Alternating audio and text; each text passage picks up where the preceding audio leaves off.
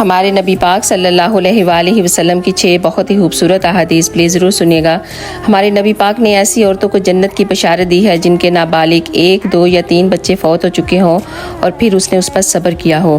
آپ نے دوسرا ارشاد فرمایا کہ جس شخص نے شب جمعہ سورۃ دہان کی تلاوت کی وہ بخشا ہوا ہے۔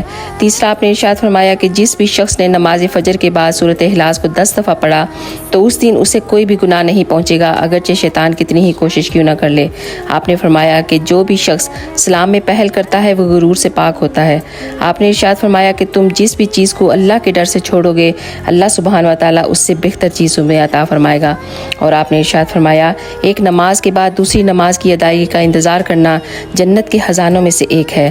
اور آپ نے ارشاد فرمایا کہ جس کسی شخص نے میری احادیث کو سنا اور ویسے ہی آگے پہنچا دیا وہ قیامت میں میری شفاعت کا حقدار ہوگا۔